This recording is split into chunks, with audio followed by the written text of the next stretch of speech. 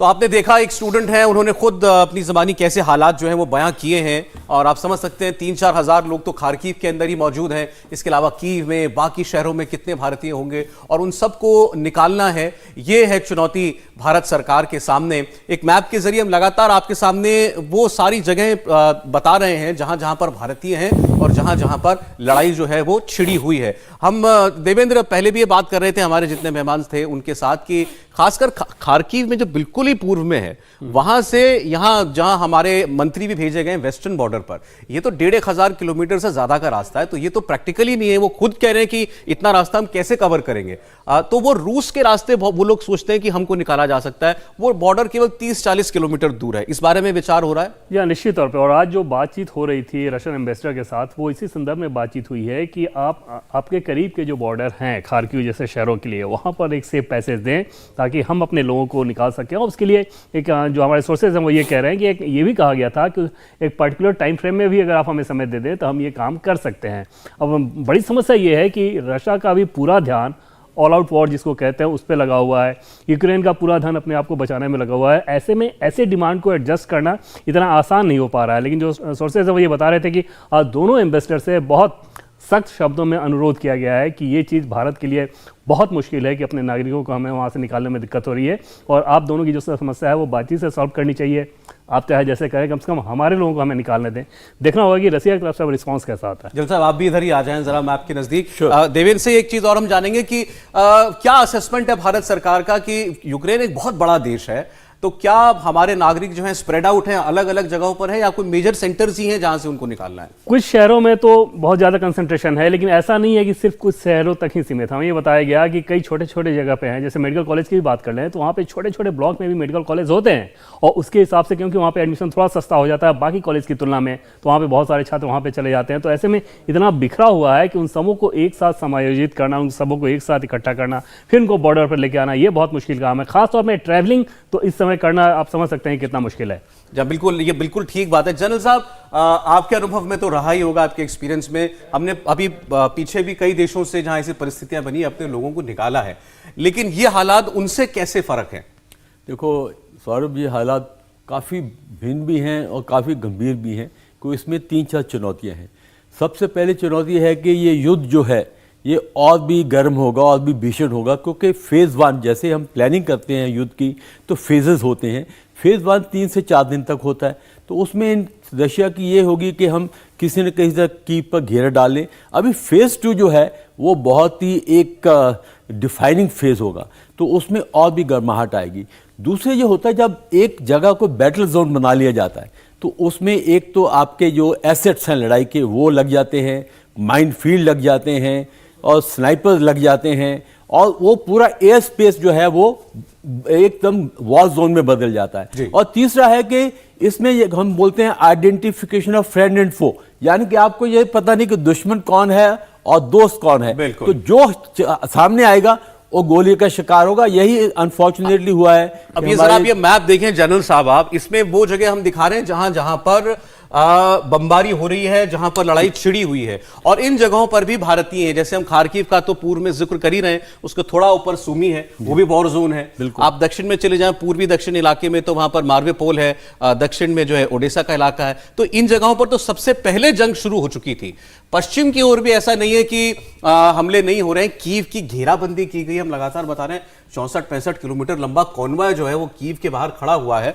तो इवैक्यूएशन जो है इतने लंबे पैसेज में करना, ये एक बहुत बड़ी चुनौती है। देखो ये तो नहीं हो सकता कि आप खार्किव से लेके आप कीव तक इधर ले आए। नहीं, ये नहीं हो सकता क्योंकि अभी बैटल जोन बन गया है। एक इंच पर आपको खतरा है। और ये जो देखो जो यूक्रेन है ये 6.5 लाख स्क्वायर किलोमीटर का ये कोई छोटा मोटा देश नहीं है। तो इस समय ये तो महाबेवकूफ़ी होगी कि आप इतना डिस्टेंस ट्रेवल्स कर रहे हैं।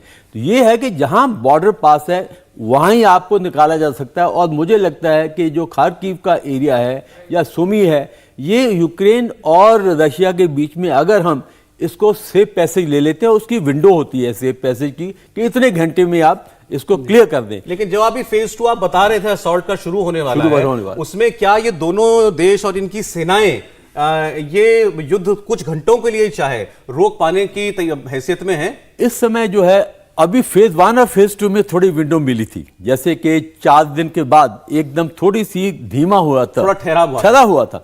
उसमें क्या होता है कि आप लॉजिस्टिक लाते हैं, जो नई यूनिट्स आ जाती हैं, क्योंकि पहली यूनिट लड़ चुकी है, वो थोड़ा रेस्ट करती हैं, फिर दूसरी यूनिट आ जाती है। वो विंडो जो थी उसमें सबसे आइडियल था कि हम इनको निकाल पाते। अभी वो विंडो निकल गई है। अभी दूसरी विंडो आएगी जब ये दूसरा फेज खत्म होगा, और दूसरा फेज जो है 2 से 3 दिन लग सकते हैं, और वो डिसाइसिव फेज होगा। अगर तो कीव नहीं गिरा तो आप देखेंगे फिर एक थोड़ा सा धीमा हो जाएगा, तो उसमें हम ये ला सकते हैं। पर इस समय अगर दोनों फौजों को बोलें कि भाई आप अभी सिर्फ पैसे दो, नहीं, वो अपने अपने ऑब्जेक्टिव पर केंद्रित कुछ घंटों के लिए भी नहीं, जैसा जिबूती में हुआ था, कुछ घंटे की विंडो होती थी। जब बैटलफील्ड में कंट्रोल फौज का होता है, वहां कोई कंट्रोल जो है डिप्लोमेट्स का है, पॉलिटिक्स का नहीं होता है, तो वो जनरल बोलेंगे या जो भी उनका कमांडर है कि इसको अब दूर रखो, मुझे तो अपना काम करना है। उनको फुर्सत नहीं होती है। अब ये देखो 48 घंटे 72 घंटे कितना प्रेशर होता है, आपके लोग मर रहे हैं। तो बैटलफील्ड में ऐसी बात अगर मुझसे की जाए तो मैं बोलूंगा कि देखो मेरे पास इसका टाइम नहीं है, मैं तो अपने मिशन के लिए जा रहा हूं। तो मुझे लगता है कि ये दूसरी विंडो आएगी। अभी इसमें एक ही मेरा सुझाव है कि जहां है थोड़ा टिके रहिए, क्योंकि आदमी भूख से नहीं मरता है, पानी से नहीं मरता है। 24 घंटे 48 घंटे एक और विंडो आ जाएगी, उस विंडो का फिर आप इस्तेमाल करिए। वो विंडो तब आएगी जब अपने डिप्लोमेट्स उस पर काम कर रहे हैं, वो एक बन जाएगी, प्लान बन जाएगी, और वो 1-2 दिन में विंडो आ सकती है। उम्मीद यही करनी चाहिए। और चूंकि इस वक्त रूस लगातार यूक्रेन पर बम और मिसाइल से हमला कर रहा है, इसलिए हालात और विकट हैं। एक नाम जिस हथियार का लिया जा रहा है वो है वैक्यूम बॉम्ब। ये लगातार ट्रेंड कर रहा है। कीव और खार्किव में इस बम के धमाकों की खबरें हैं। ये बम क्या होता है, इसका ब्लास्ट कितना खतरनाक होता है, इसकी पूरी रिपोर्ट आपको बताएंगे। यूक्रेन का दावा है कि कई लोग इस बम की डेडली पावर से खाक हो चुके हैं। यूक्रेन में अचानक बम और मिसाइलें बरसने की वजह है रूसी सेना का 60 किलोमीटर लंबा काफिला। रूस की इस डेथ ब्रिगेड की तबाही के सबूत हमने इस रिपोर्ट में डिकोड किए हैं।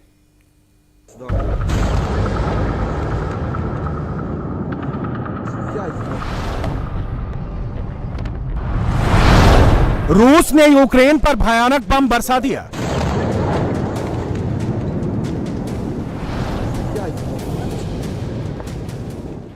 क्या पुतिन ने एटम बम के अलावा सारे हथियार लॉन्च कर दिए? रशिया के किस बम से खौफ में है यूक्रेन और यूरोप?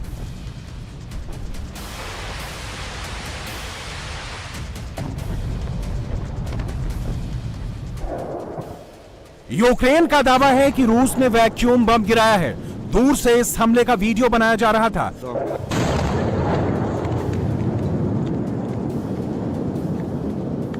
पहले छोटा धमाका सुनाई दिया,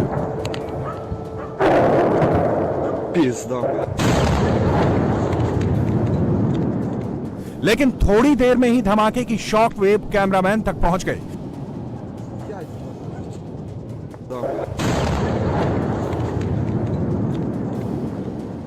कुछ सेकंडों में ही ब्लास्ट का असर देखिए। जब कैमरा ने दोबारा बम धमाके को दिखाया, तब धुएं का गुबार आसमान तक पहुंच गया था।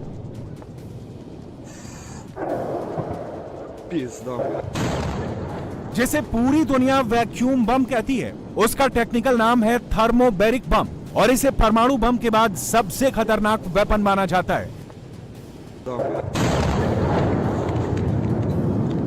घातक हमला करने की वजह से इसे दुनिया के सबसे खतरनाक हथियारों में गिना जाता है।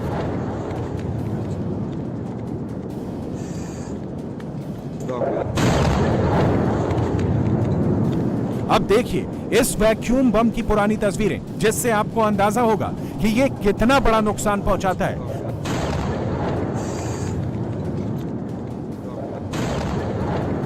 वैक्यूम बम की ताकत है 2 चरणों में होने वाला जबरदस्त विस्फोट।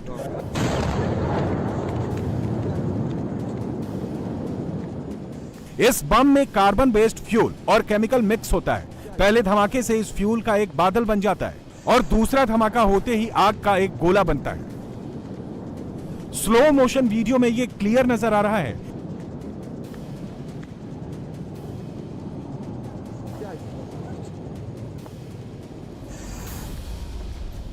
इस बम के ब्लास्ट से एक वैक्यूम बनता है, सुपरसोनिक शॉक वेव्स निकलती हैं जो अपने रास्ते में आने वाली बिल्डिंग और मिलिट्री स्ट्रक्चर को तबाह कर देती है। यह धमाका आसपास मौजूद ऑक्सीजन को सोख लेता है। इससे इतनी ज्यादा एनर्जी, प्रेशर और गर्मी निकलती है कि आसपास मौजूद इंसान का शरीर भाप बन जाता है। किसी भी मिलिट्री अड्डे, सुरंग और बंकर के खिलाफ ये थर्मोबैरिक रॉकेट बड़ा नुकसान पहुंचाते हैं। इनसे टारगेटेड हमला नहीं किया जाता क्योंकि ये बड़े इलाके में तबाही मचाते हैं।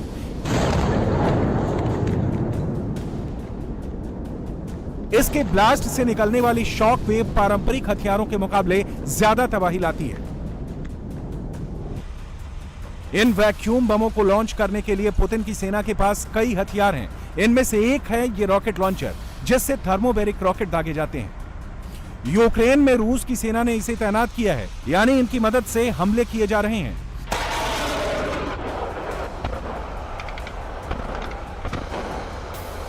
यह TOS one multi barrel rocket launcher system है, जिससे 220 मिलीमीटर के 30 या फिर 24 रॉकेट दागने वाला लॉन्च है।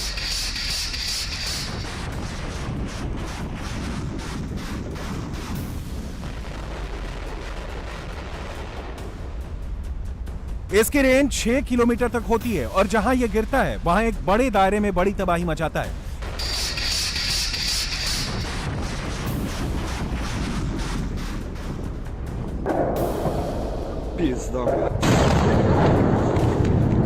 यूक्रेन का दावा है कि उसके शहरों पर वैक्यूम बमों से हमला किया जा रहा है। जिनेवा कन्वेंशन के मुताबिक वैक्यूम बम के इस्तेमाल पर रोक है, लेकिन रूस ने यूक्रेन के खिलाफ वैक्यूम बम का इस्तेमाल कर दिया है। रूस ऐसे बम लगातार बरसा रहा है क्योंकि पुतिन इस जंग को जल्दी खत्म करना चाहते हैं, जबकि यूक्रेन इस जंग को लंबा खींचना चाहता है।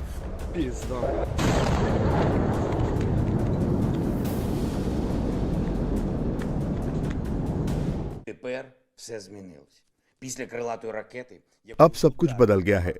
बेलगोरोड से लॉन्च हुई एक क्रूज मिसाइल ने खार्किव के इंडिपेंडेंस स्क्वायर पर अटैक किया। यह स्क्वायर हमारे खार्किव की शान है। ये खार्किव और यूक्रेन के खिलाफ आतंकवाद है। इस स्क्वायर पर कोई मिलिट्री टारगेट नहीं है।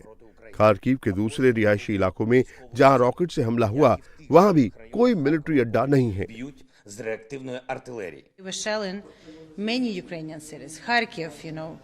वो यूक्रेन के खार्किव, कीव और दूसरे शहरों पर गोलीबारी कर रहे हैं। वो हम पर मिसाइल, बैलिस्टिक मिसाइल से हमला कर रहे हैं। उन्होंने आज वैक्यूम बम का इस्तेमाल किया है। जेनेवा कन्वेंशन के मुताबिक इसका इस्तेमाल नहीं किया जा सकता। रूस यूक्रेन में बड़े पैमाने पर विनाश करना चाहता है, लेकिन हम यूक्रेन के लोग इसका मुकाबला करेंगे। हम अपने घर की सुरक्षा करेंगे।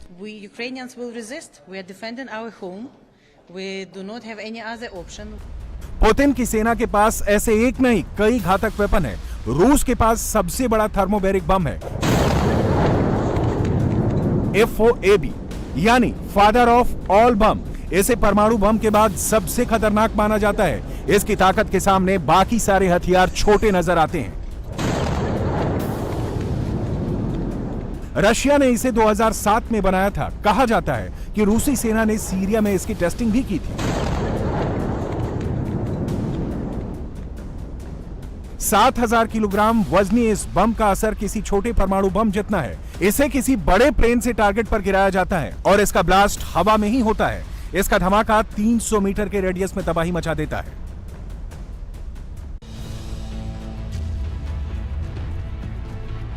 रूस ने अब तक फादर ऑफ ऑल बम का इस्तेमाल करने का दावा नहीं किया है, लेकिन वैक्यूम बम के धमाके जारी हैं। यूक्रेन के सुमी शहर में हमले के बाद की पिक्चर वैक्यूम बम की गवाही दे रही है। अटैक से यह बिल्डिंग पूरी तरह तबाह हो गई। किसी छोटे बम या मिसाइल से ऐसा होना मुश्किल है। लग रहा है मानो यूक्रेन को मटियामेट करने में पुतिन ने अपने सारे हथियार लगा दिए।